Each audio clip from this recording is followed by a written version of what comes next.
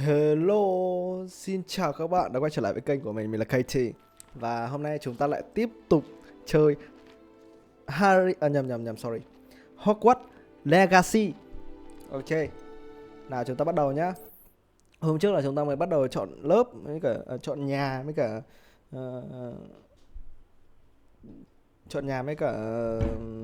thần nhập học thôi.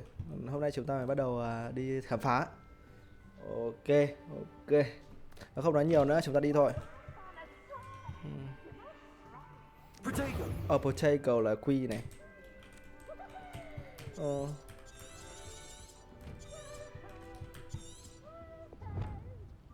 I need to head to my common room.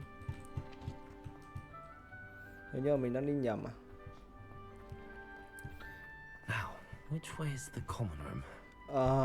Bây giờ là đường nào để đi đến phòng gì? Phòng thường trực à? Phòng mà mọi người tập trung ấy. Em đến đây này. Nhìn có vẻ giống nhỉ? Here, have a sip. Go on. Sure you don't want to try it? Cậu có muốn thử không? Hello, you're the new fifth year. Cậu có phải là học sinh năm thứ 5 không? Can't believe it. Glad you're in Figural, right? Is it true that someone from the ministry was with you in the carriage? Oh, yes. A friend of Professor Fig's. Oh, didn't mean to pry. Nasty business, dragons. Again, very glad you're here. Thank you, Gareth. So am I. Are you related to Professor Weasley? I am. She's my aunt. Đi tìm Weasley à? Đấy là cô của bạn Weasley này. That might be nice. That might be awkward. Cậu có thể làm những gì cậu muốn đúng không? The opposite, actually. Không hẳn thế. Đối ngược lại. Là tớ không chả được làm cái điều gì cả. Lúc nào cũng bị cô nhòm ngó. Tớ không phải làm gì được nữa. What that is your mouth? Do you have a knife for potion too? Are you having butterbeer for breakfast? Oh no. Tại sao có bia này? A recipe I came up with over the summer. I'm almost there, based on some reactions that may need a bit more work. Seems you enjoy brewing. Might I assume that you've a talent for potions of all sorts? Well, as I see it, there's little difference fundamentally between brewing a modification to butterbeer and a Wiggenweld potion. Though I'm not certain Professor Sharp would make the connection. He doesn't appreciate my creativity as much as you might think. Okay, nice to meet you. Well, it was nice meeting you, Gareth, and thank you for the insights on your aunt. Pleasure to meet you as well. Good luck today. Ok, thế là làm quen được với một bạn cháu của một cô rất là nổi tiếng, cô Weasley, các bạn biết rồi đúng không? Đây là, ôi, nhìn giống ai nhỉ? Nhìn giống I don't know what I'm doing wrong. It's not a complicated spell. I should be able to do it non-verbally. Why is this not working? Ugh! Oh, hello there. Welcome to Gryffindor. I'm Cressida. Xin chào Cressida. Cressida xinh quá. Mình kiểu mình thích những bạn nữ kiểu nhìn như thế này nhé. Kiểu rất là đáng tin cậy. Kiểu vậy. Okay, I'll start with him. Issue. Có phải là cậu Issue that you are professor? Cậu có phải là giáo sư Fig không? I'm not sure I'd say that, but I did study with him a little before we arrived. Tớ học với thầy. I was hoping he might have given you some advice on non-verbal casting. Is that what you were trying to do just there? Oh, yes. Having a spot of trouble. I've mastered the charm using its incantation, but this is proving a bit trickier.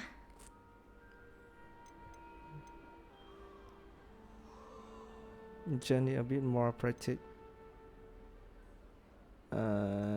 Your casting need work. Tớ nghĩ là cậu nên làm thêm. I can cast spells more complicated than this one without speaking. What's so difficult about this one? Tôi đã thử cả hai mùa hè này rồi nhưng mà nó đéo được. Xem nào. I wish you luck. Thế những các bạn học sinh khác thì có làm được không? Not at all. Không hẳn. Hogwarts doesn't teach non-verbal casting until the 6th year. And even Phải học đến năm thứ 6 thì mới được học cái đấy à?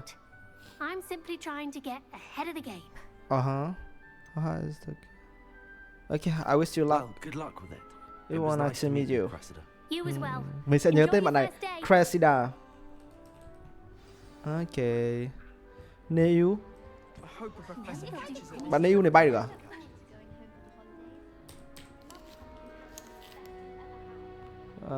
Làm vật lý chưa ổn đâu nhá. Cressida ơi. That girl thinks she can get away with anything. Why is everyone so highly strung? It's perfectly safe. Bạn này nhìn có vẻ châu Á hơn này. Hello. Don't mind me. I find it helpful to change my point of view now and again. Put things in perspective. Once I made it to the top of Gryffindor Tower from the outside without a broom. Goodness. I'm Nellie, by the way. Nellie Ogspire. I've heard rumors about what happened to you on your way to Hogwarts. Is it true? About the dragon? What about happened to you on way? Nó là thật đấy. Yes, our carriage was attacked by a dragon. Crikey! I can't believe it. How thrilling! And Kiểu bọn này chưa nhìn thấy rồng bao giờ ấy, nhưng mà mình được bị rồng tấn công, nó là kiểu nổi tiếng. Much needed excitement to Gryffindor and Hogwarts for that matter. Anyway, so much. Okay, gì đấy? What are people saying about my travel here? Ai đã nói? What exactly are the rumors about my journey? Ai đã nói về chuyến đi của tớ vậy? That you escaped a dragon attack? Isn't that enough? Most of us arrive via train or boat, not having just escaped the jaws of a dragon. Of course it's got people talking. Word travels fast at Hogwarts.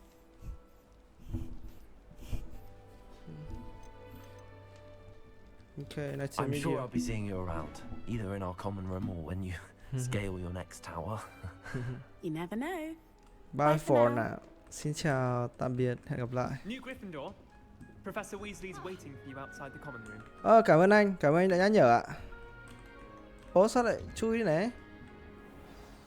Good morning. I trust you're ready for your first day at Hogwarts. I've been dreaming of this day for a long time. Được cô đón từ cổng cái này, hạnh phúc thế. Make the most of it. You only have one first day at Hogwarts. Now, in light of your unique situation, joining us as a fifth year, you'll need to catch up with your classmates and not fall behind. Especially as you'll be expected to complete your OWLs at the end of the year. OWLs? Con cú à? Yes, your ordinary wizarding level exams. They will determine what type of career you can have when you leave here. After much discussion with the headmaster and the Department of Magical Education at the Ministry, we've devised something extraordinary to ensure your success. Ok. Cô có cái gì cho cháu đây? Cô có gì cho con đây? Hogwarts. Kiểu bách khoa toán thư à?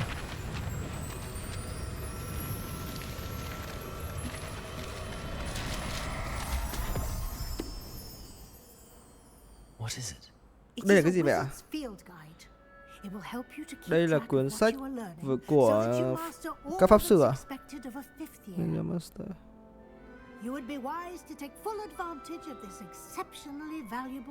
Tôi nghĩ là nó là kiểu một cái cách để một cái cuốn sách để mình tra hết các phép thuật hay là những cái thông tin về những cái điều kiện xảy ra trong Hogwarts ấy. Có thể là map các thứ.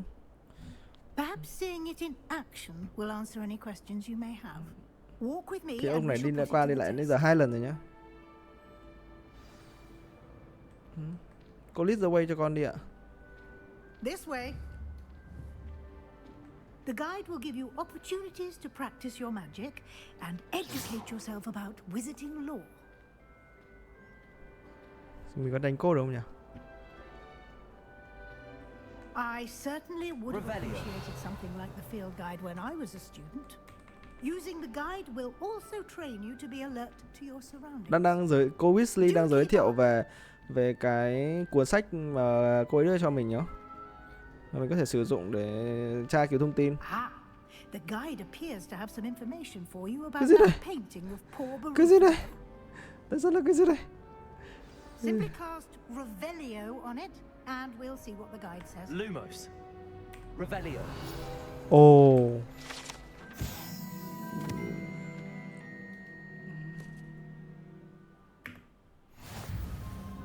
Lại bị con trâu đen người kia. Ok. Bấm SC để mình mở ra cái đấy. Nó giữ cho mình cái thông tin này mà. Này.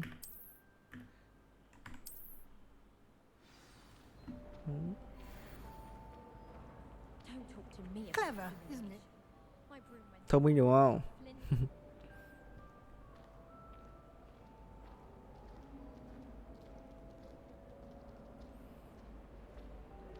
Cô ơi, mình có thể đi nhanh hơn một chút không? No time to waste. You've classes to attend. Dạ vâng, đợi con một chút con mở cái được 60 đồng này. Trong trường mà cũng có tiền. Hay thật. Cô ơi, cô dẫn cho con nhanh lên. Con thấy cô đi chậm chứ không phải là tại con đi chậm đâu. Good timing. Perfect opportunity to show you how to use flue flames to get around a bit quicker. Your field guide contains a map of the castle. Open it up and find Central Hall. Và map lên để có thể xem Central Hall. Tòa nhà chính là ở đây à?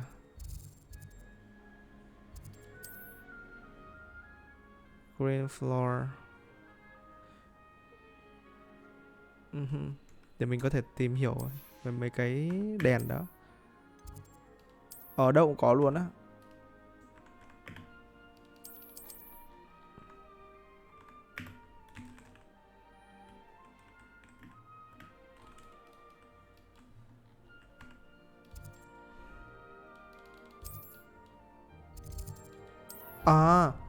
Fast travel bảo sao?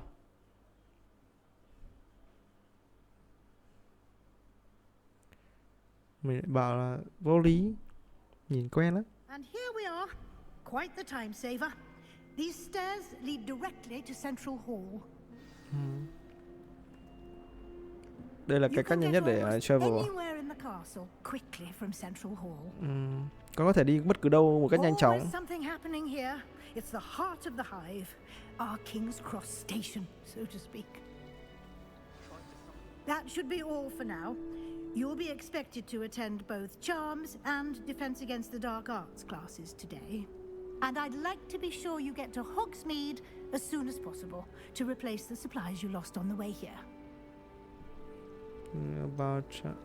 Tell me more about. What will I learn in Charms class? Exactly what Lớp you học might Charms expect. là lớp học gì nhỉ? Spells, charms, jinxes, all terribly useful. I think you will enjoy Professor Ronan. He's a clever and entertaining wizard and a talented teacher. Cái này thì mình biết rồi. Ok. Thank you, Professor Con cảm ơn Weasley. cô A Weasley. lot to absorb on your first day, and you have much to learn. Con biết mà. Happily, your professors Cô yên have tâm, agreed con là to một đứa create rất là thông minh. additional assignments Nha. for you Cô cứ yên outside tâm. of class. Con thông minh You'll lắm. get to speed in no time. Thông minh hơn bất cứ một học sinh trong trường nào này. Vì là con là nhân vật chính. I'd say Professor Fig succeeded in at least showing you the basics. He did, Professor. He's been terribly vague as to the events preceding your arrival, specifically about what happened after that awful dragon attack. My suspicion is that there's more to the story than a search for belongings and an extended trip up to the castle.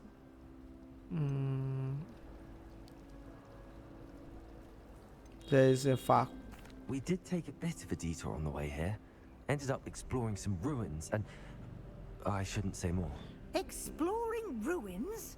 Khám phá hang động. I presume Professor Fig has his reasons for keeping the details to himself for now. Fig. Speak of the devil, Professor Fig. Your ears must have been burning. Oh? Yes. You seem to have provided our new fifth year with a solid foundation in the basics of spellcasting. I'm afraid I can't take all the credit there, Professor. They've a rare aptitude for magic, it seems. Well, I'm just glad you both arrived in one piece. One Piece. Perfectly good boats and carriages to Hogwarts, and you chose to fly in the path of a dragon. I wouldn't say I chose the dragon's path, Professor. Rather unfortunately, it would seem that it chose us. Very well. Enough chit-chat. I need to get to class myself. Chit-chat đủ rồi. Nói chuyện đủ rồi. Chúng ta phải đi thôi. Of course. Đúng rồi, thưa cô. Good luck today. And remember to use your field guide. It will be invaluable to you. And invaluable to me, as I'll be using it to keep up to date on your progress. Yes, Professor.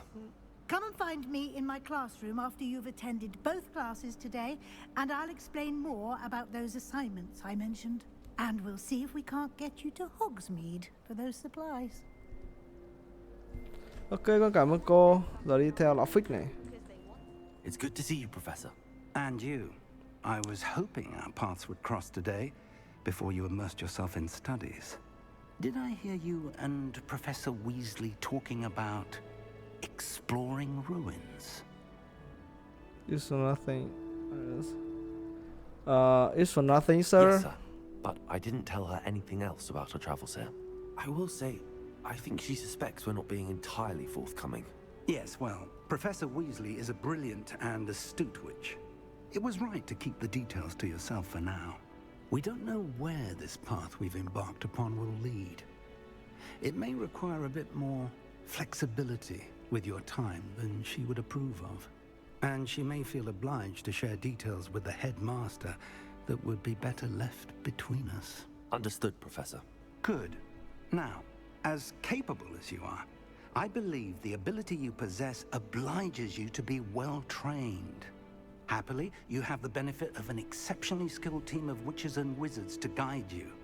Speaking of guides, and so that I may avoid another not-so-subtle reproof from Professor Weasley, why don't I show you the clever enchantment we included in the field guide's map? Unfold it and have a look. Chúng ta có thử đi xung quanh xem. You can show you a quest from the map. Chúng ta có thể nhận những nhiệm vụ quanh map. Con thấy rồi. Check quest. The map is enchanted to help you find your way. This will be incredibly helpful. Thank you. Now, sounds like you've quite a day ahead, what with classes and a trip to Hogsmeade for supplies, including your own wand. You'll enjoy Mr. Ollivander. He's an exceptional craftsman and a good friend. I shall reach out when I have more information about our mysterious locket. For now, focus on your classes and pay attention. More than your owls may hinge on the magic you are able to master within these walls.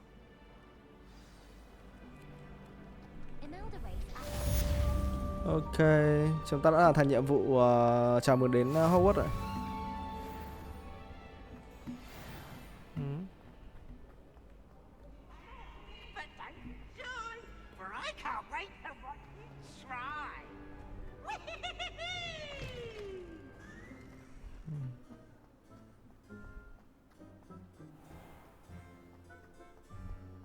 Nhạc cũng hay.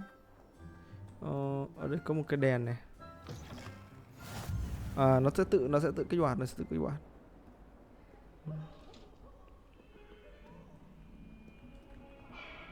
Slytherin à?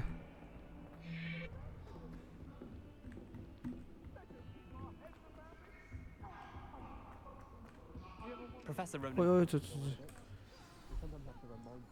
Đây là lớp học charm như vậy.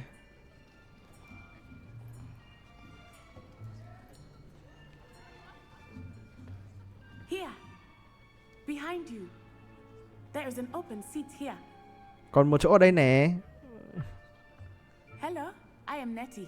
Chào Nettie. So you are the new student. Cứ tưởng là Natty hư hỏng. Ôi thầy giáo. Shall we begin? Chúng ta bắt đầu nhé. Welcome to year 5 of charms. Now, this will be a crucial year in your education on the art of charm work. But I am confident that we will take hold with the passion and rigor requisite of such a challenge. Right, now, everyone, please open your textbooks to page 517. But before we begin, can anyone here tell me the difference between the incantations of the color change and growth charms? Anyone? Cậu không có textbook mà. I am afraid it is too late to study now. Tôi nghĩ là bây giờ đang rất là muộn. The summer months must have really taken a toll on you all. By the looks of it, you all spent your holidays practicing Obliviate on one another. Do you even remember how to perform a basic summoning charm?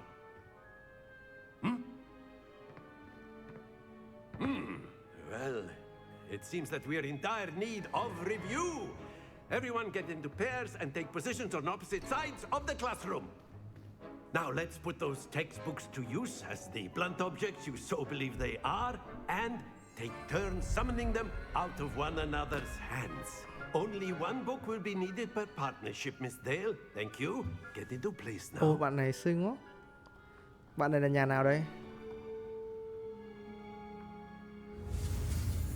Akio.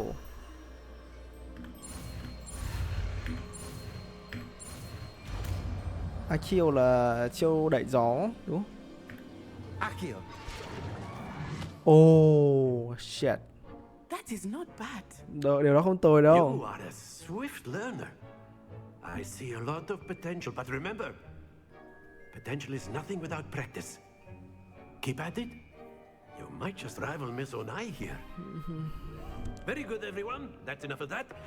Well, as you all seem to have the basics down, and it is an exceptionally lovely day, I was thinking that we might have ourselves a little excursion outside for a spot of fresh air.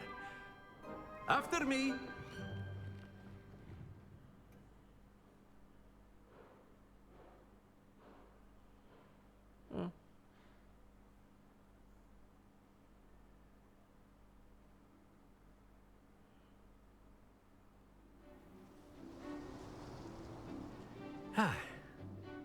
I've always found that fun goes hand in hand with mastery, as I'm sure the Quidditch players amongst us would agree.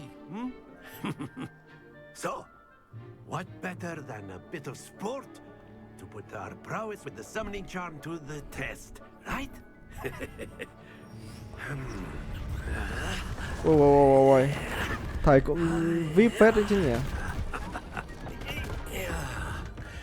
À. So why don't we have our newest student start us off? Ok thầy đã cho em cơ hội thì em phải trổ chứ. Cờ lên tay ai để phất chứ. Simply cast Accio on one of the spheres and very good. Stay focused. Now think of this like excellent. Good. Don't lose your composure.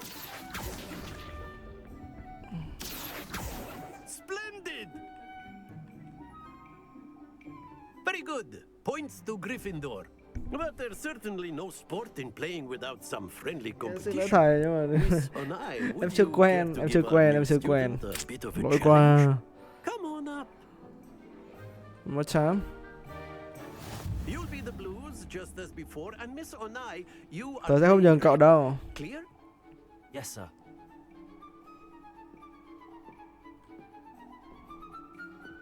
What's this?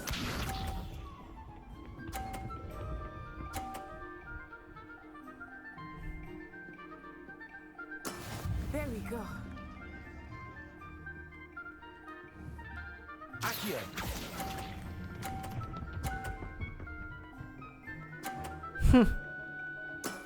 Very good. Misha.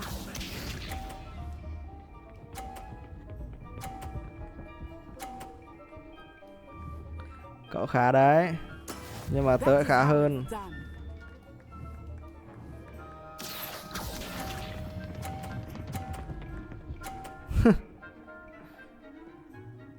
Cho con bò luôn.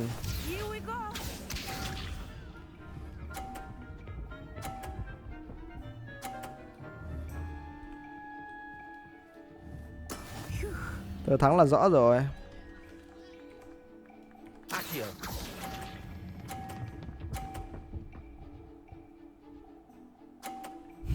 A perfect score. Remarkable.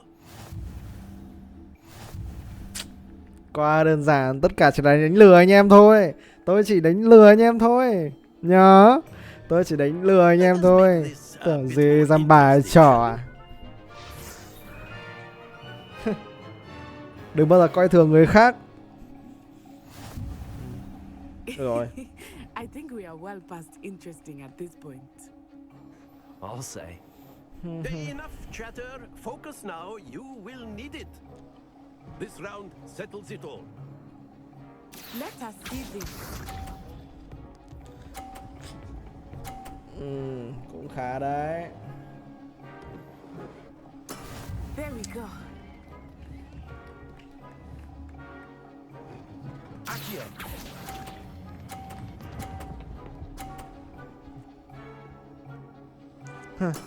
Excellent control there. Watch this.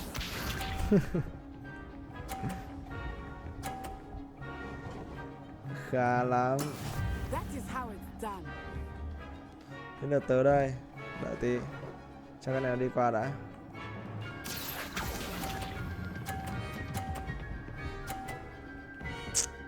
Quá là đơn giản luôn. Nicely done. Be sharp. Tớ sẽ lấy thêm một điểm nữa cho bạn xem. Ok.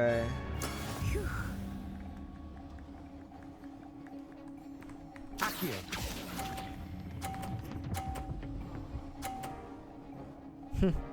Tất cả chỉ là lừa dối thôi. Perfect rounds. Quá đơn giản. You're a natural. Đấy người ta gọi là gì ạ? Kỹ năng, skill. Nhớ, skill. Very good, both of you. Well Well done. done. Cả hai bạn đều làm tốt.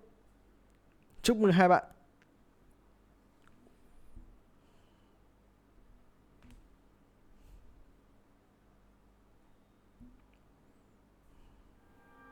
Class is dismissed. Gather your things on the way out. Ok, lớp học đã giải Good toán rồi. game back there. Cậu làm tốt lắm. I think I underestimated you. Took me Tôi weeks đã đến lúc to tôi tìm hiểu become cậu proficient rồi. with IQ. Took weeks for me to get anything right when I transferred here. It gets easier, I promise. Cho tớ thêm thời gian, tớ sẽ bằng cậu thôi. That's good to hear. It's a lot to take in all at once. To put it lightly, I remember how I felt when I first arrived. I transferred here from Wagadu just before my 4th year. My mother received an offer to teach divination here. Before I knew it, Lại con giáo viên này. Uganda and Chết rồi, halfway con giáo viên around the rồi. world at a Còn new thầy vợ school bạn in a gà new cơ quan là country. thôi rồi. Ok. Em sẽ xem what does it... Is Wagadu a castle like Hogwarts? It addresses mountains of the moon. Uganda là It is một not so cái much a castle as a beautiful edifice carved out of the ngọn núi mặt trăng mountainside. à? Ok. I remember the first time I saw it, the mist was so thick I could hardly make out anything at all. And then it just materialized before me, this enormous school that seemed to be floating in midair. Ok, thank you. It's nice to learn about another wizarding school. Thank you for asking. I do miss Wagadu, but I am glad to be here at Hogwarts. I think Professor Ronan wants to talk to you. Better not keep him waiting. Ok. Until next time. Để tớ đi gặp thầy ấy xem. Of course. A word, if you would. Accio on humans. Con chào thầy. If you're so inclined. You wanted to speak with me, Professor? I did. I trust your first charms lesson lived up to expectation? Well, an outdoor competition wasn't exactly the lesson I was expecting, sir. What charm is there in the expected? You did well, managing to best as gifted a student as Miss Onai. Thank you, Professor. I enjoyed the match. Miss Onai is always a fierce competitor, though I sense that she is a bit distracted of late. Now, Professor Weasley has asked that your professors give you instruction outside of the ordinary curriculum. Expect to hear from me soon regarding a special assignment that I am preparing for you. Cảm ơn thầy. Hình như cái nhà nó ở dưới không? Ố, bà nữ này xinh quá này. Hello there. You're the new werewolves joined the goblins in the uprising. Werewolves? Where were you? In the Goblin Rebellion of 1752? And by the end of it, the Minister for Magic was Albert Boot. No, it wasn't. Xin lỗi cậu.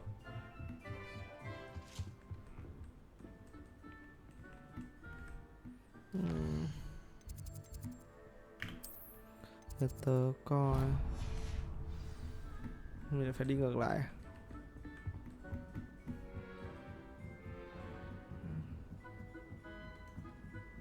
Hay vậy. Stop it, Peeves! You'll get us in trouble. In trouble you will be.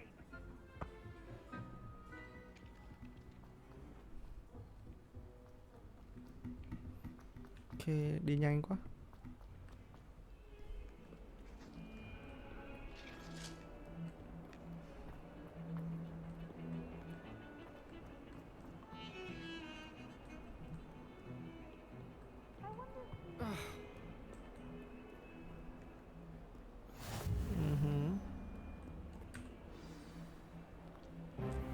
Ồ, lớp nghệ thuật hắc ám. Phòng chống phép thuật hắc ám à? Đúng không? Đấy là những gì mà cậu có à? Ai chà. Professor Hecat. Perhaps you'd be good enough to blast each other to pieces in your own time. I get new students every year, but I only have one Hebridean black skull. Mình cứ tưởng là lo cho thằng kia, nhưng thực ra là cô lại lo cho cái đầu lâu đấy. Now, you may be asking yourself how an old woman like me single-handedly took out the largest poacher ring in eastern Wales and lived to boast about it. Knowledge. Cô treo nó cẩn thận vào. To the wise, age matters very little. Today we will review a spell that has saved me from death at the hands of dark wizards more times than I care to remember. Levioso. Levioso? A levitation charm? Levioso! A surprised opponent is a weak opponent. Can't defend yourself, Master Pruitt, no? Đây kiểu như là một cái cách để phá thủ ấy. One thing I've learned as an unspeakable is the value of simplicity, especially in the heat of battle. Now, let's practice what we've just learned, starting with something small. Ok, học cái này thôi.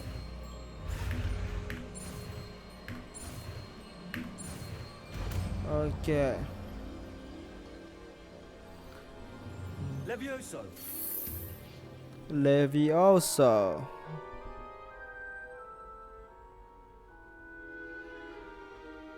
Now, let's try something a little larger.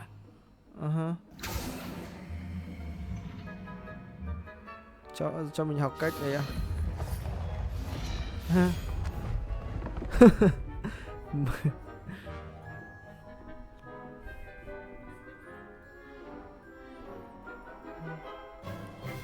Let us begin with the basic cast. See how the dummy deflected your cast? This time, cast Levioso first, then the basic cast. À, con hiểu, nó phá thủ nè, đúng không? À, chúng ta đánh được liên tiếp luôn à? Levioso.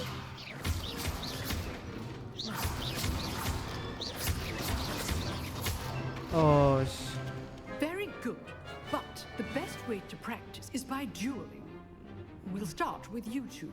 Duelists, take your marks. Time for a proper Hogwarts welcome. Now, I want a fair duel, using only Levioso, basic cast, Ok. and Protego. Cậu muốn tớ chơi cậu trước hay là cậu muốn tớ đánh cậu sau nào? Ok, tớ còn biết nhiều hơn cậu đấy. This should be easy. You're good. Now perceptive. Stupefied. Lucky. Nothing lucky about it. This can't take a first duel. Let's just say I'm a quick learner. Only all my students for this adept. Stupefied. I do enjoy lively duel. Try to anticipate your opponent's next move. Use the basic Ai cast chà. when the guard is down. Tưởng bạn thế nào? Not bad for a beginner. You give as good as you get. Cậu làm tốt hơn những gì cậu làm đấy. Còn làm tốt hơn những gì tôi nghĩ đấy. Sorry. I put you on the spot and you rose to the challenge. Points to Gryffindor. 1 điểm cho nhà Gryffindor. Glad to have the opportunity to practice. If what I've seen today is any indication, we can expect great things from you. I demand excellence from my students. They are capable of achieving it, and they must achieve it. A classroom duel is one thing, but battling dark wizards, or as ever more likely, goblins, is a different kettle of Grindylows entirely. Understood, Professor. So, I'd advise you to keep practicing whenever you can. Perhaps Mr. Sallow will have some ideas for you. Again, well done today. I shall reach out soon with additional assignments. Con cảm ơn cô. That's enough Con đi tiếp này. spectacle for one day. Cậu có sao không? Nice work. I enjoyed that. Well, that duel was quite something. Everyone will be talking about it. It was certainly good practice. Practice? It felt more like I was dueling an expert. Sebastian Sallow, by the way. Cảm giác như cậu đang muốn điêu linh cho tôi vậy. Student to be so deft with a wand. Then again, perhaps this wasn't your first duel.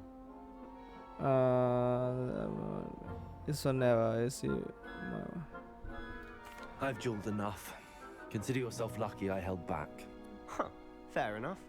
You owe me an honest duel when you aren't. You know, you might be a perfect fit for a certain exclusive, unsanctioned dueling organization. Nó đang hướng mình đến một cái cuộc thi đánh nhau. Exclusive and unsanctioned. Bắn đũa. Count me in. Excellent. Knew I was right about you. If you want to get the most out of your time at Hogwarts, you're going to need to break the rules now and then. Whether it's joining a secret dueling club, or sneaking into the restricted section of the library, you just have to be clever enough not to get caught. Thank you, Sebastian. I'll keep that in mind. Good. Pleasure chatting with you. I'm sure I'll see you soon. Perhaps somewhere unsanctioned? We'll see if your performance today was sheer luck or actual skill. Look for Luke and Brattleby near the clock tower entrance. If you're interested. Tìm Lucas gì đó, mình chưa kịp nhìn. Till next time. Khi mà cậu có thời gian. Đi phe game rồi, ok, lớp học pháo chống quest log.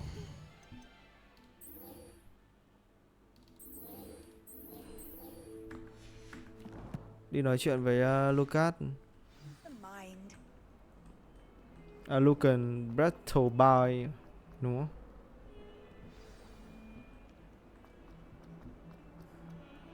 Để xem bạn ấy có gì chỉ giá nào.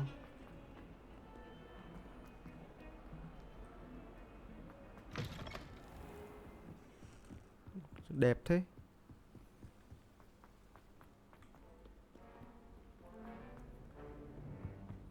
Lúc nào cũng bị chậm mất mấy giây nhỉ?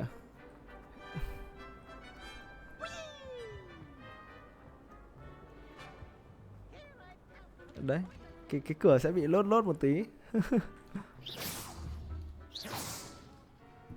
À, nó có khoảng cách. Revelio. Levioso.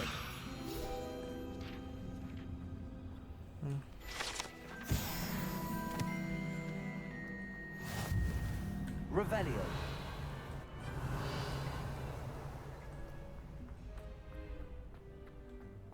Hello. Can I help you? Sebastian told me to see you about a club. If Sebastian vouches for you, that's all I need to know. I coordinate duels for crossed ones. A dueling club Là of một sorts. cái câu lạc It's bộ invitation điêu only, linh, so một câu lạc bộ you đánh must nhau. really impressed Sebastian. That's here.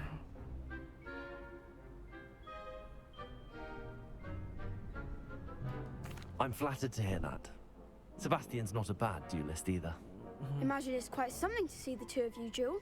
How does cross wands work exactly? You show up, I match you with other duelists, and whoever is still standing in the end wins. It's our way of determining the school's greatest duelist once and for all. And to liven things up, the winner is awarded a prize. Interested? Oh. Of course. Dueling's an entertaining pastime. I agree. Besides, in crossed ones, You could duel with a partner if you like. Your first time I'll pair you with Sebastian. Next time, you'll need to bring a partner along, or duel alone. So, care to step into the ring? Okay, I'm ready. Get me in the ring. Spectacular! Let the fireworks begin! Để xem các bạn đánh nhau như nào nào. We'll make you regret signing up. Ta sẽ cho ngươi gì? Hối hận. Ok, xem nào. Target lock. Let your track enemy without aiming. Nhưng mà mình thích chơi kiểu aiming hơn. Xin lỗi ha.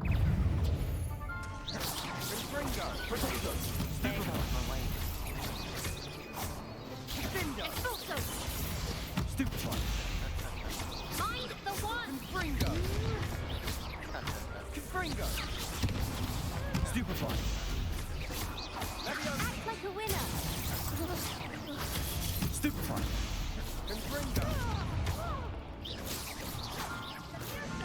You're better than that. Quá đơn giản. That round. Quá đỉnh. Nice work. Sebastian wasn't wrong about you. There's strong competition ahead, but keep this up and you could be the next school champion. Brilliant. Count me in. I shall. Now, it takes time to organize these duels, but check with me later. I may have something lined up for you. Again, congratulations on your first Crossed Ones victory. Well fought. Ok, cảm ơn bạn rất là See nhiều. you back here again. Cảm ơn, không có gì, không có gì.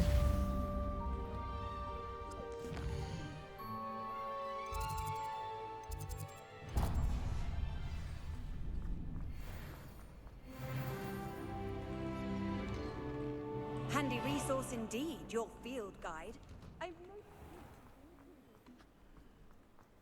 Nói chung là cái game này lúc mới, game nào cũng thế thôi, lúc mới lúc nào cũng chán hết, bởi vì nó chỉ quanh quẩn trong cái trường này thôi, chả đi đâu được. Nhiệm vụ thì nó mới chỉ mới là bắt đầu, mình nghĩ là cần thêm thời gian.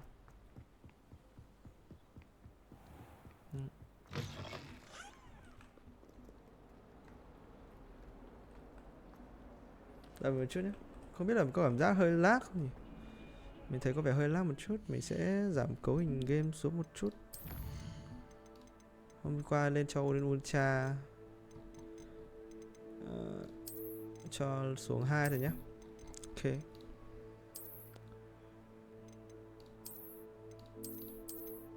Ray Trace Quality cho 2 thôi.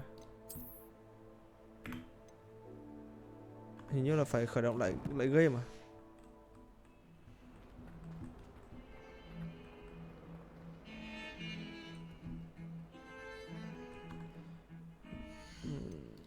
Mình nghĩ là phải khởi động lại game á. Cho medium thôi. Mà tôi cũng chả cần phải khởi động lại đâu, cho nó bình thường. Mất công, mất cái sự trải nghiệm của anh em, đúng không?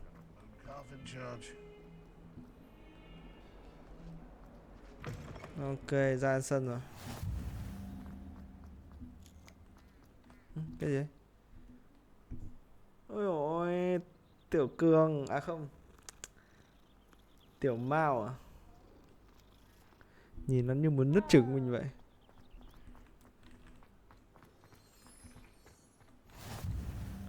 À đây à, quest begin. Ồ, ra tinh này. What about the room, Professor? I was thinking the same thing, Deke. Perhaps you could help. Oh, excuse, Deke. Ồ, ui, búng tay phát bay luôn. There you Đây, are. con đây rồi. I trust your first classes went well? They did, Professor. I heard as much from Professors Hecat and Ronan. Seems Professor Fig taught you quite a bit during your brief detour near. Có phải thầy Fit đã dạy con cách chiến đấu đúng không? I'd wager there's a good deal more to your travels here than what you've told me. Isn't there?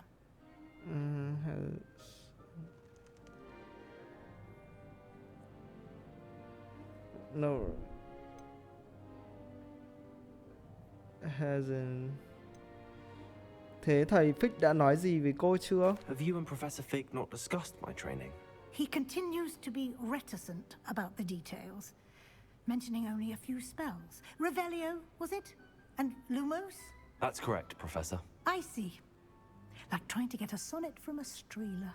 Regardless, you must continue to build upon what you've learned.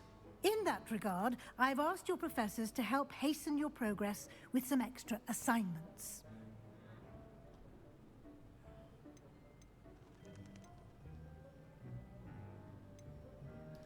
Professor Ronan did mention something about that. In fact, Professor Ronan will meet you outside momentarily to assign your first one. Now, regarding the trip to Hogsmeade I mentioned earlier, we've arranged to replace the supplies lost on your way here, including seeds, potion recipes, and spellcrafts. Thank you, Professor. And Mr. Ollivander will connect you with the perfect wand. You've managed your classes well with a borrowed wand, but you'll find the magic you cast with your own wand to be far superior. Con sẵn sàng để đi rồi. I'm eager to get to Hogsmeade. Very well. I'd like you to make your first visit to the village with a classmate. Help you get your bearings. How about Natty? Thế còn Natty thì sao ạ? Excellent choice. Miss Onai is one of our most talented students. And she knows the area. She'll keep you well clear of any of Victor Rookwood's undesirables en route. Rookwood? A rather unsavory local. Best to avoid him and his associates, including his right hand of sorts, Theophilus Harlow, if you can. Once you've finished Professor Ronan's assignment, your friend will meet you at the castle doors. No time to waste. The sooner you complete your work, the sooner you can enjoy a butterbeer at the Three Broomsticks. Ok. Bây giờ con sẽ đi đến chỗ của cô Oliva. Báo cáo với thầy Ronan. Ah, there you are. You have a new spell to teach me, Professor. Indeed I do, and an exceedingly useful one at that. The mending charm Reparo. Reparo. Cái mà sửa cầu anh em vẫn nhớ. In the blink of an eye. It seems as if that might come in handy. More frequently than one would imagine. As Professor Weasley mentioned, I am not the only one who will be teaching you spells outside of class in an effort to catch you up with your peers. A number of your professors have agreed to do so as well, but first, each shall ask that you complete a few preliminary tasks to hone your magic. I have arranged some for today. See them through and then report back to me. We will have you casting Reparo in no time. Con sẽ hoàn thành công việc mà thầy giao. Ok, thầy dạy mình repairing. This is the right area. I wonder where the flying page is. Ôi thầy ơi. Levioso. Revelio. Accio. Got it.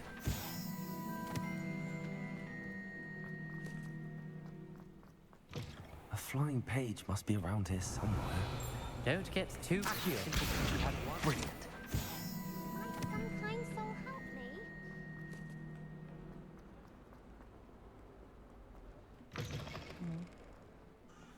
Thầy ơi, con lấy được rồi. I trust the preliminary tasks weren't. I completed the assignments, Professor. Marvelous. You clearly know your way around basic charms. Let us give the old mending charm a try then, shall we? Remember to be deliberate in your enunciation and movements. I want to see some vigor. Now, wand at the ready. Yes, sir. Remember, your wand is a conduit of your magic.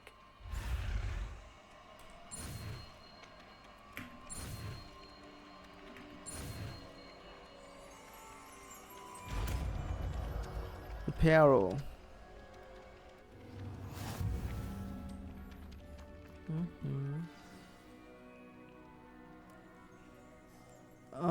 Mình có thể sửa lại. Very good. If you would like to practice mending something, have a go with that broken statue in the alcove by the water. It's perhaps a jilted lover.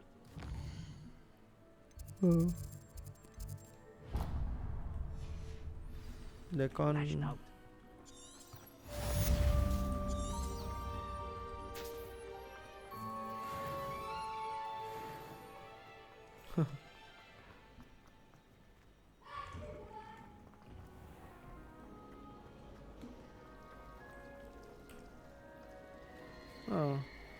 xịn vậy.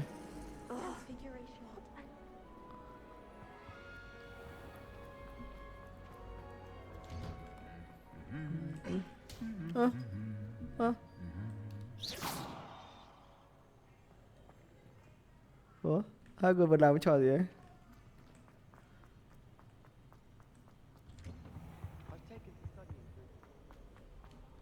Revelio.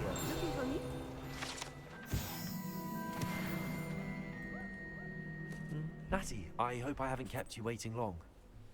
Hy vọng là tớ không để cậu đợi lâu. Thật cô giáo sư Weasley vừa nói với tớ đưa cậu đi thăm ngôi làng. Good. Shall we set off? I intend to give you a first-rate Hogsmeade experience. Ok, chúng ta đã đến ngôi làng. Bắp piu piu piu. Slytherin, Gryffindor. Con đại bàng, con chuột. Wow, cuối cùng được ra ngoài rồi.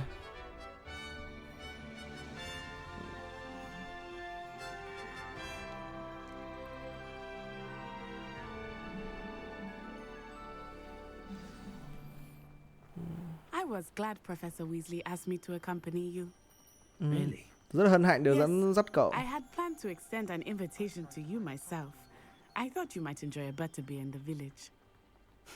The timing of Professor Weasley's owl was perfect. Thời gian này là tuyệt vời. I cannot tell you how nice it is to breathe fresh air after being cooped up in Tôi không biết phải nói với cậu như thế nào khi mà được cảm nhận cái không khí tươi mát như thế này. Tớ tin cậu mà. Though I suppose you would not really call it elective when your mother was the one who elected that you take it. Hogsmeade is beautiful this time of year. Hogwarts đẹp nhất là mùa này đấy. One of the few times of year I would rather be indoors. Not much for the cold, are you? I do not like cold so much, but it has taken some getting used to. I did not grow up around snow.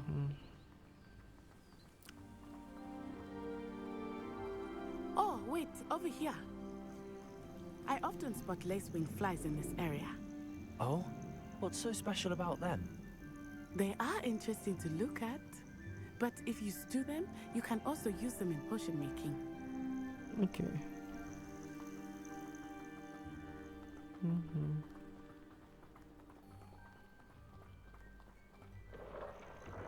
Look, from the Forbidden Forest, hippogriffs.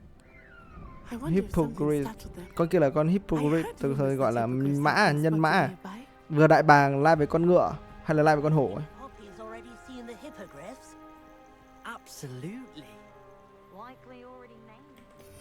Ồ, ở đây chúng ta có khá nhiều skin. Gì đây? Ồ, hình như là nó cũng giống nhau ấy.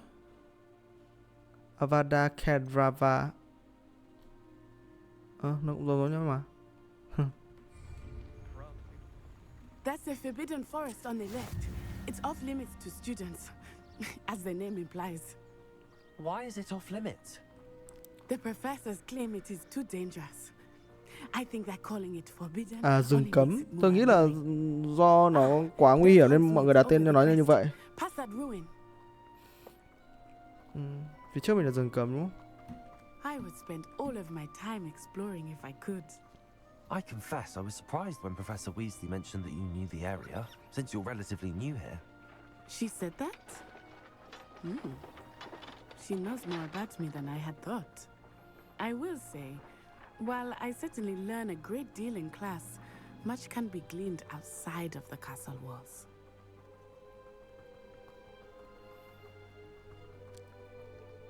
How are you settling in? I remember the weeks that followed my arrival feeling quite strange. Everything was so new and unfamiliar. I'm getting used to things. What about you? Do you finally feel settled?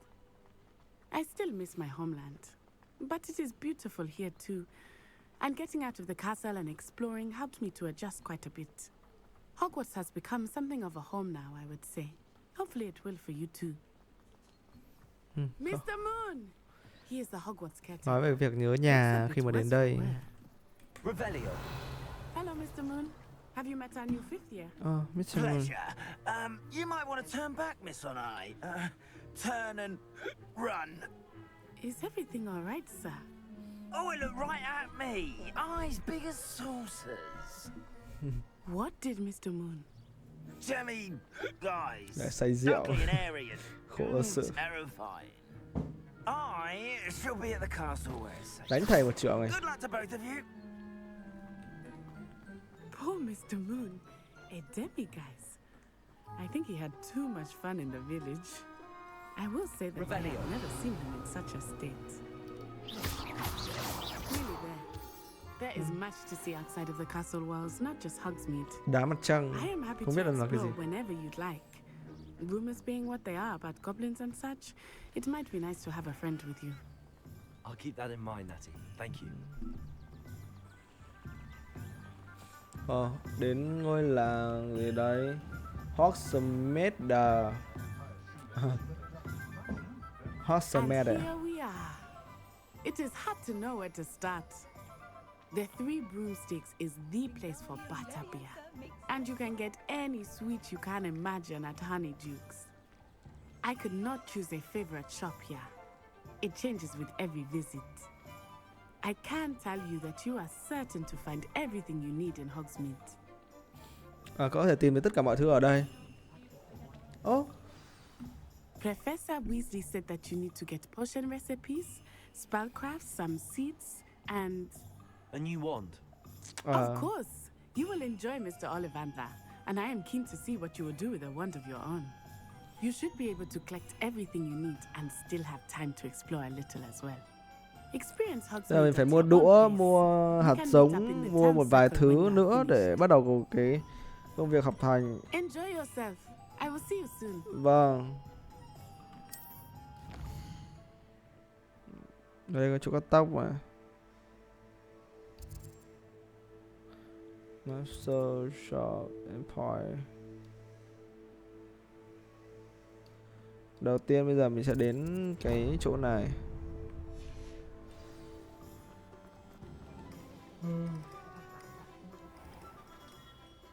Hello, có ai ở nhà không ạ? Một cái mắt kính.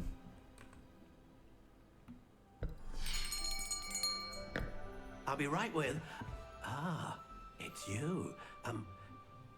Just a moment, please.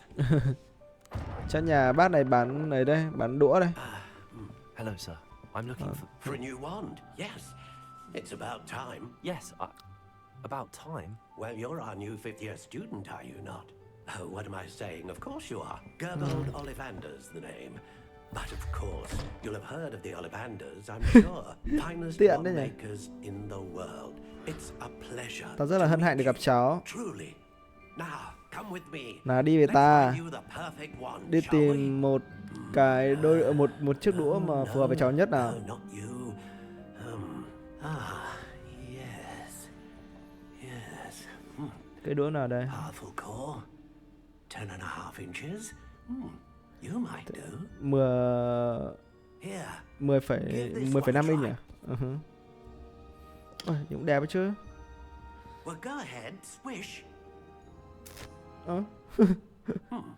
How odd. Once more, come on, really swish it. Sao thế được nhỉ? Oh dear.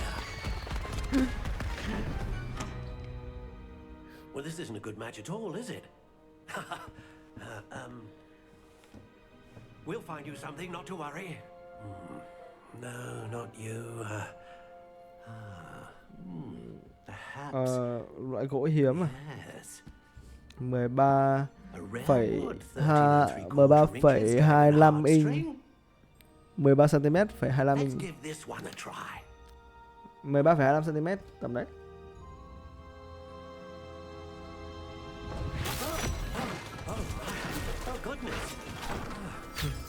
Looks like it's back to the shelf for you. This is proving to be trickier than I had anticipated. How perplexing. Where are you? Perhaps you. Có lẽ là there you are. Trên mãi trên này cơ. Yes. I think you might be the Bác chọn kiểu gì đến 3 lần rồi đấy. Quá tam ba bận đấy nhá. Take it.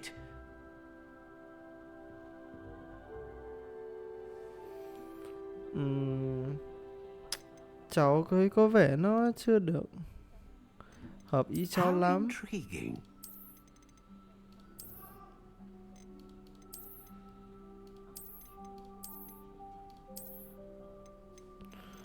Sao nó nhìn cứ ngoằn ngoèo đấy hả bác? Ok.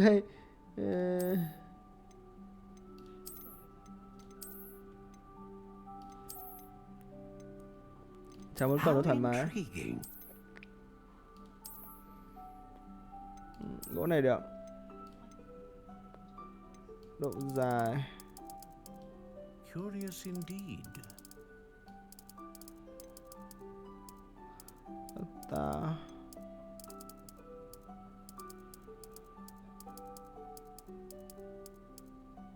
How intriguing. 9 14 14,5 inch. Cháu thích dài, nhưng mà dài chưa chắc tốt. Cháu thích 12,5 inch đi. Thôi 13,5 inch nhá. 13,5 inch. Khó.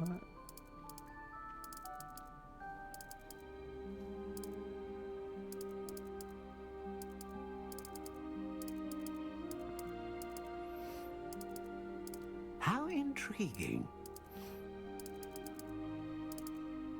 Cho muốn nó solid chứ. Phoenix, lông phượng hoàng hay là rồng? Cháu thích phượng hoàng hơn. Phoenix feather. Exceptionally rare and a core with a strong sense of initiative.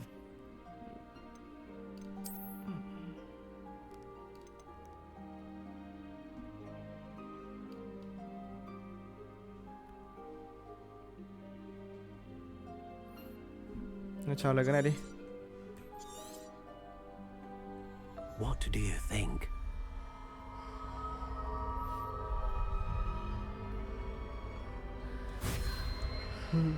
Ok, hợp lý đấy. Extraordinary. Người đũa hợp nhất. Another wand, another beginning of a bright and magical future.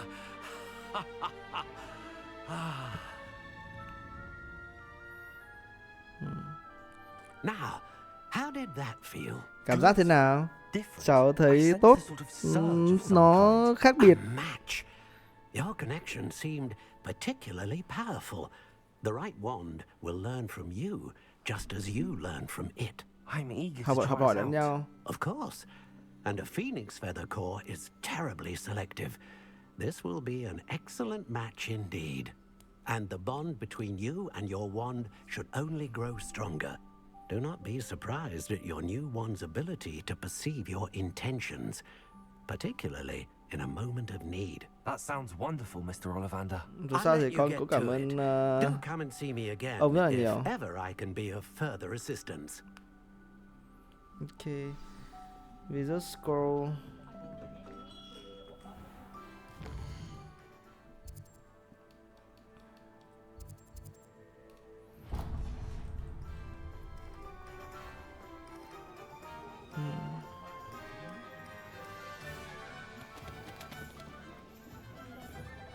An inquiring mind. Pardon me, sir. I'm here for the spell Cho cháu class, xin phép, Professor Weasley. cháu đang muốn mua một ít đồ. Matilda's student. I thought I might be seeing you soon. I am the proprietor here, Thomas Brown. I take it you've had a conjuring lesson then? I'm afraid I haven't yet, sir. Ah, but you will soon enough. It is magic at its purest, creating something out of nothing. Of course, it is not without complexity, but that is where my spellcrafts come in. Stay the course, and you could soon impress even Professor Weasley. That's certainly something to aspire to, Mr. Brown. I look forward to that day. And I, too, see in it. Spellcrafts are incredibly useful for conjuring unique items like custom pieces of furniture or decoration. But I shall let Professor Weasley do the teaching. For now, let's get the spellcrafts you need. A potting table and a potion station, yes? I believe so, sir. Good. Nothing like being able to grow your own ingredients and brew what you want when you want. Let's have a look. Thử xem có gì nào. Let's look at what we have, shall we? Chúng ta có. If you're interested, feel free to take a look around at the rest of my inventory.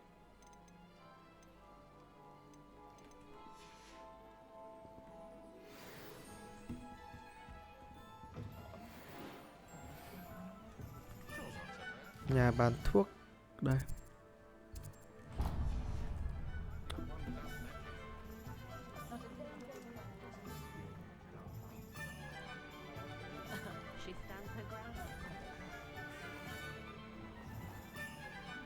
Lỗi giờ.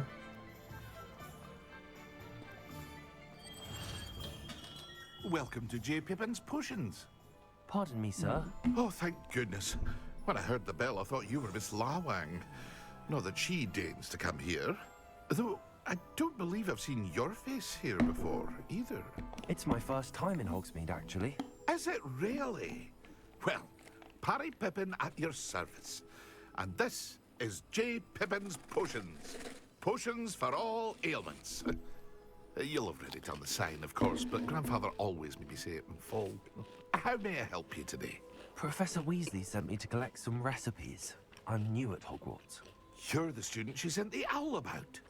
I set your things aside immediately. I suspected if you're anything like I was at your age, you'd want your potion supplies. Is it not the most fascinating art, potion making? Rivals anything you can do with a wand, I've always said. Are potions really that versatile? They may not be as showy as spellwork, but make no mistake, they are just as powerful. They can heal, destroy, protect. You'll discover all of this soon enough. As it's your first time in, I should mention that it's not just potion recipes I sell. I also offer ready-made drafts for all manner of uses, and I unveil new ones from time to time. Pop in when you can so you don't miss out on anything. But for now, let's get you those recipes, shall we? What can I do for you today? Feel free to take a look at the rest of my inventory, or come back another time if you're in a rush. Ok, còn nhớ rồi, cháu cảm ơn chú. Magic Nip. Xem Magic Nip là cái gì nào.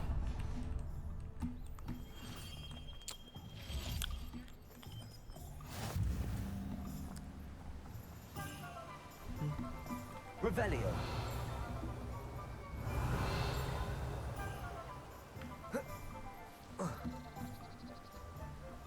Reparo. Accio.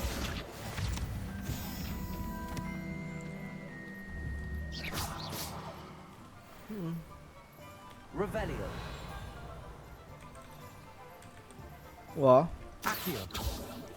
Levioso. Revelio.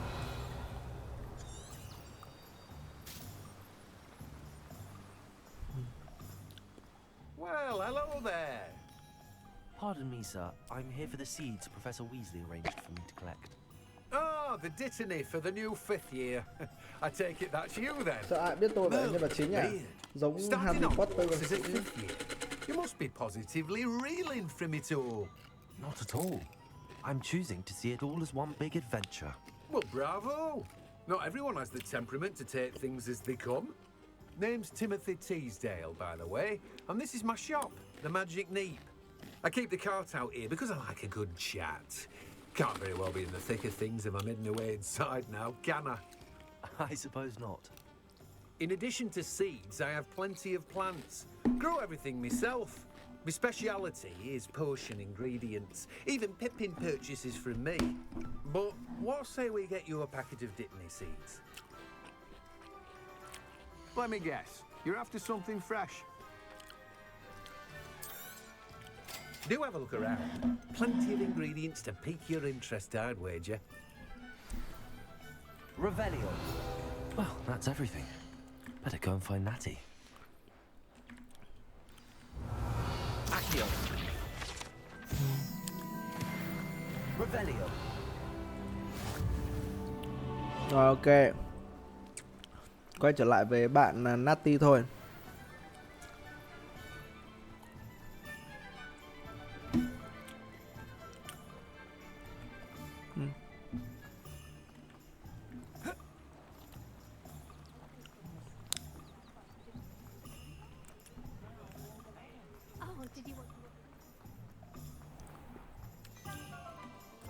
Chào Natty.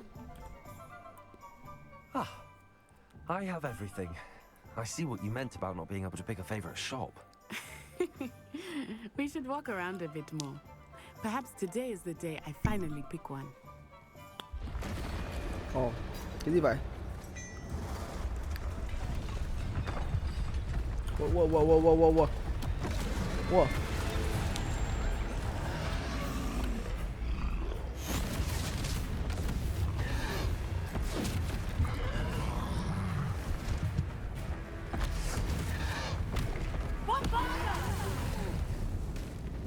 Draw it away from the building! Away from the village!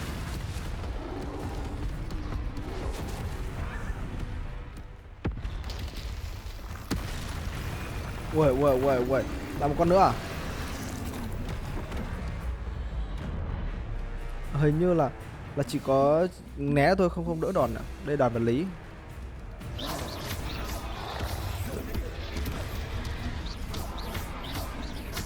Are we weakening him at all? Keep at him! We have to wear him down!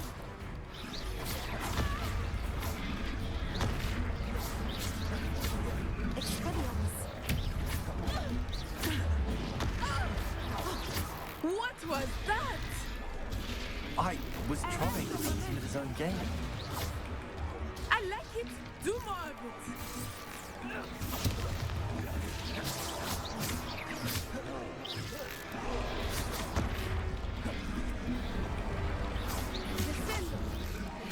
Look, he's faltering. Took him long enough. We need to make sure he stays that way. May quá. Tiếp nó thì bị nó đè.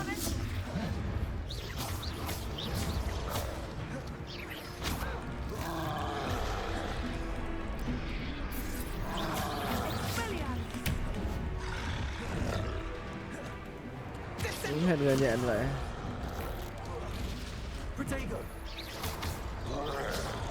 Này, lợn này.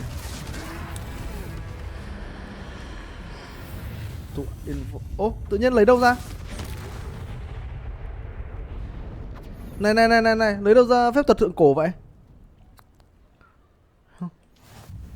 Goodness, a second troll. Did you two take on a fully grown troll by yourselves? I suppose so. It's all a bit of a blur, to be honest. Merlin's beard. Are you all right? We are, and we were glad to help. I'd say help is a bit of an understatement. Nerve like that. The makings of an aura, if you ask me. If you are unharmed, perhaps the two of you wouldn't mind helping me put a few things back to where they were. Of course, officer. Singer. Officer Singer. And thank you, again.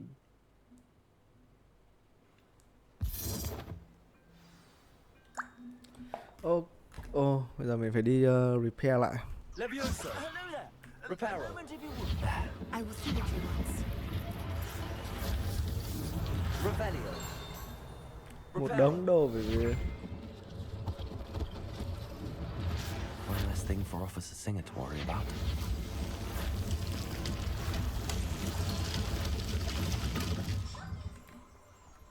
Revelio. Reparo. Lucky they didn't do more damage.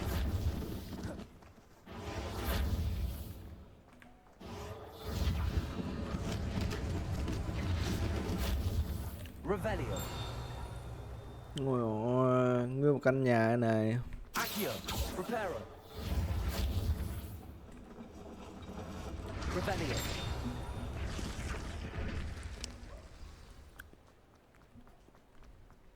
Reparo.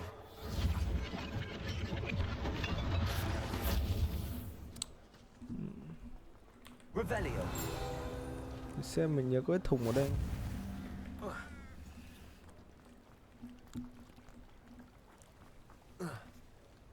Mình có thể đi vào.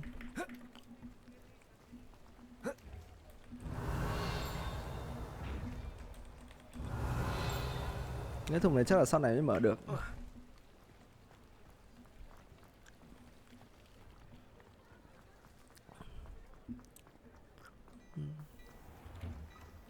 Hello. We were just talking about you.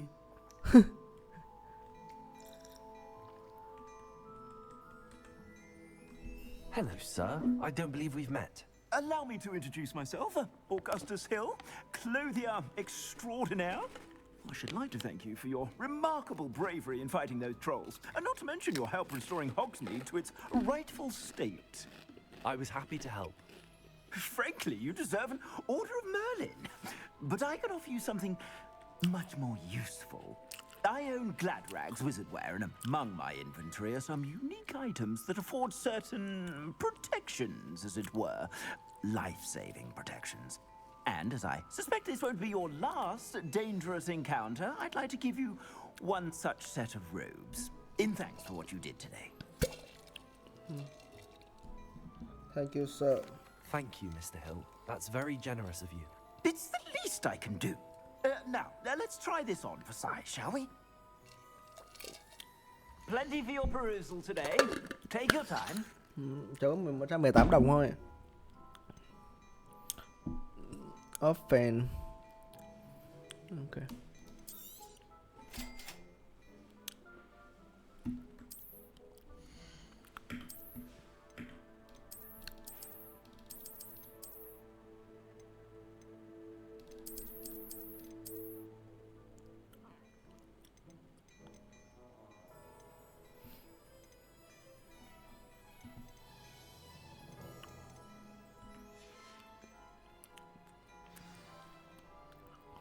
What an extraordinary introduction to Hogsmeade. I would say that we, and you in particular, have earned at least one butterbeer. Shall we head to the Three Broomsticks? Sounds like a good idea. Wonderful. Just down this way then. I sell even more battle-worthy items. Should you be inclined, you're most welcome to peruse my shop at your leisure. Xem nào. Đến ba cái chổi. Đến quán ba cái chổi uống bia đi đấy. The owner. She is a charming hostess and a powerful witch. Accio. Revelio.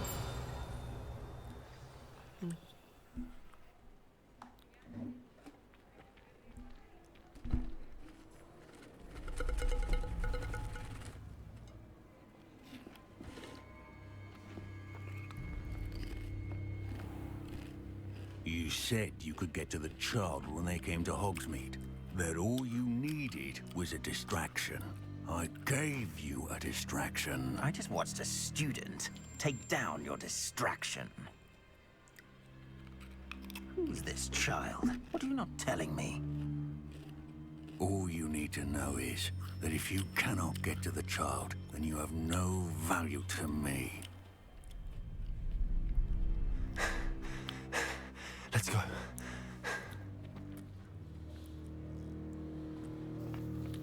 Did they see us? I don't think so. What was that goblin doing with Victor Rookwood? Ranrock is working with Rookwood. The goblin from the Daily Prophet. I knew I'd seen him somewhere. Quickly, let's get inside the Three Broomsticks.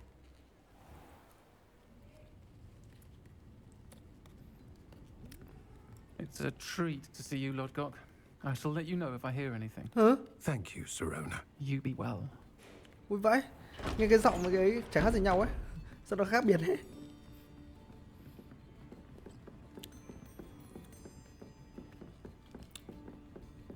Now, what can I... Oh, there's a face I haven't seen before. It's my first time here. Welcome. Butterbeer's on me.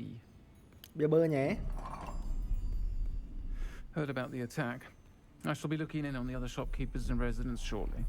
Glad to see you two escaped injury. Thanks to this one, single-handedly took down a troll. Is that right? Well done. Thanks for this. My pleasure. I will say, trolls in Hogsmeade. That's never happened before. À, những con vật to trô đó thì chưa từng gặp ở đây. The only brutes we usually have to deal. Chắc chắn nó phải có một cái hành gì đó. Ôi giời. Was that Lodgok I saw leaving just now? Your clientele's not what it used to be, Sirona. Not to worry, Victor. Once the two of you leave, the caliber of my clientele will greatly improve. I wouldn't do that if I were you, Theophilus. Come now. No need for theatrics. I'm only here for this one anyway. My friend is enjoying a well-earned butterbeer. Only want a quick word. Perhaps you didn't hear me. Thôi nào. I said, my friend is busy. One would think you all had enough bloodshed for one day. Come, Theophilus. The Three Broomsticks isn't what it used to be. Let's take our galleons elsewhere. Can't drink butterbeer forever. Không thể uống bia cả đời, bia bơ cả đời đâu. Dọa mình nhỉ. Seems you've made an unfortunate enemy. Watch your back. Rookwood and Harlow are worse than any troll you might encounter. Trolls, Ranrock, and Rookwood. What are you not telling me? I promised to tell you everything, but it's perhaps best I do that later. Okay. I think that now might be a good time to head back to the castle. Talk to Nettie outside. Mình sẽ phải nói chuyện với cô ấy.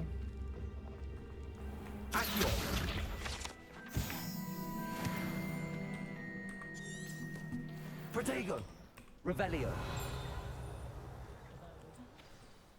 I am certainly glad Sirona was there. And that she isn't intimidated by thugs like Rookwood and Harlow. I want to understand what's going on, and I hope you will tell me. But for the moment, we should return to the castle. Professor Weasley will certainly hear about the troll attack soon if she hasn't already. I don't want her to worry.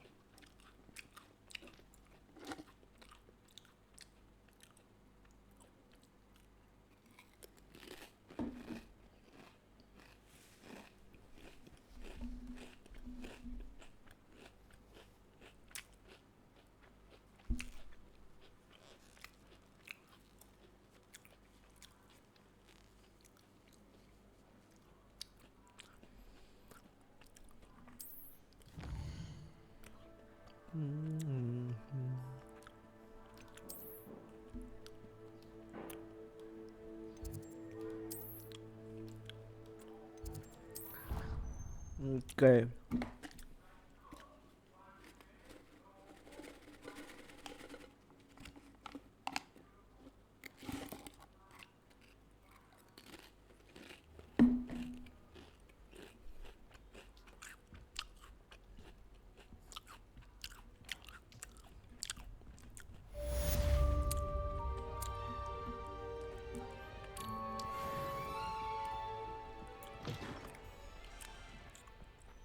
Ok, tôi nghĩ là chúng mình sẽ chơi đến đây thôi nhá.